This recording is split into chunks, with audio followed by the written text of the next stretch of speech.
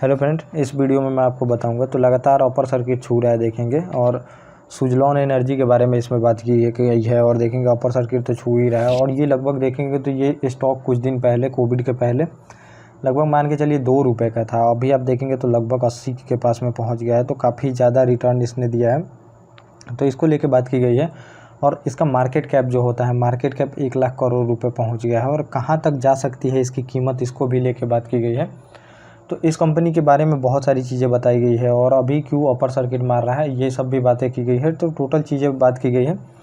तो मैं इस चैनल पे आपको जो भी फाइनेंशियल रिलेटेड आर्टिकल आते रहता है वो मैं आपको डिस्कस करते रहता हूँ, जो कि स्टॉक मार्केट में जो भी लोग काम करते होंगे उनके लिए काफ़ी इंपॉर्टेंट हो जाता है।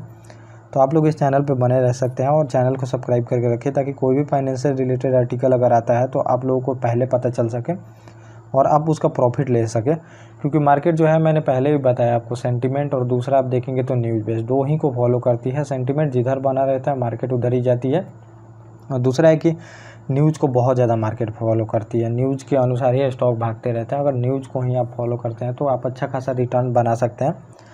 तो इसमें देखेंगे तो सुजलॉन एनर्जी जो लिमिटेड है, तो इसके शेयर लगातार 3 दिन से अभी अपर सर्किट दे रहे हैं। और अपर सर्किट इस साथ अभी 3 दिन में ही लगभग 15% का रिटर्न मिल चुका है और अपने 52 वीक हाई पे भी पहुंच गया है। और मार्केट कैप जो देखेंगे कंपनी, मतलब टोटल कितने की कंपनी है, तो ये आप देखेंगे तो 1,04,000 करोड़ रुपए की हो गई है कंपनी। समझिए, तो ये बहुत बड़ा अपने आप में अचीवमेंट है। कुछ ही कंपनियाँ हैं जो इतनी मतलब कि छू पाती हैं और पहुंच गई हैं। और पिछले 1 महीने में 35% का रिटर्न दी है। और विंड टावर ये लगाती है कंपनी, काम किधर करती है तो विंड टावर। तो ग्रीन एनर्जी में सारी कंपनी आप देखेंगे तो प्रॉफिट दे ही रही है, तो उसमें ये भी दे रही है। अब जैसे समझिए कि एक सेक्टर ही चलता है, सेक्टर चलता है मतलब कि सेक्टर में बहुत ज़्यादा ग्रोथ है, तो कोई भी कंपनियां उस सेक्टर की देखेंगे कि अच्छा खासा प्रॉफिट दे देती है। वही इनका हाल है। अभी कंपनी फंडामेंटली उतनी मजबूत नहीं है, लेकिन धीरे धीरे ये अपना जो लॉस है उसको रिकवर करते जा रही है। कंपनी अच्छा प्रॉफिट अब दिखाने वाली है, जिसको लेके समझिए कि मार्केट में इन्वेस्टर का पॉजिटिव रुख बना हुआ है। और अभी जो कंपनी आप देखेंगे तो लगभग 76 रुपये के आसपास में ट्रेड कर रही है।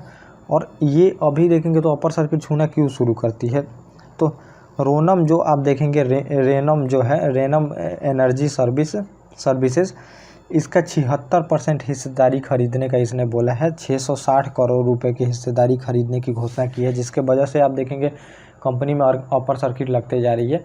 कोई भी अच्छा न्यूज़ आता है किसी कंपनी से रिलेटेड, तो अब ये इन्वेस्ट करेगी, यानी कि पैसा है, इन्वेस्ट करेगी, बिजनेस एक्सपेंड करने का प्लान है, तो ये सब गुड न्यूज़ होता है। गुड न्यूज़ जैसे ही आता है किसी भी मार्केट में, आप देखेंगे स्टॉक से रिलेटेड, तो कंपनियां अपर सर्किट छूने लगती हैं। वही अभी यहाँ पे हुआ है। और आगे बात की गई है, पिछले साल कंपनी आप देखेंगे तो शेयर 52 वीक के न्यूनतम स्तर पे चला गया था और 300% का अभी देखेंगे तो रिटर्न दिया है लगभग।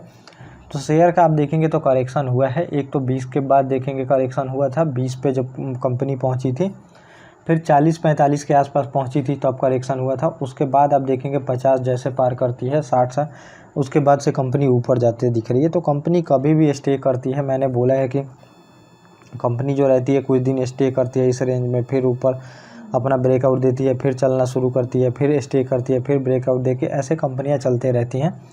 तो वही हो रहा है। तो 1 साल में 300% का रिटर्न दिया है। और 14 अगस्त देखेंगे, पिछले 14 अगस्त को 19 रुपये का शेयर था कंपनी का, लेकिन इसके बाद तेज़ी बनी हुई है और 14 साल के न्यूनतम स्तर पे ट्रेड कर रहा था ये कंपनी।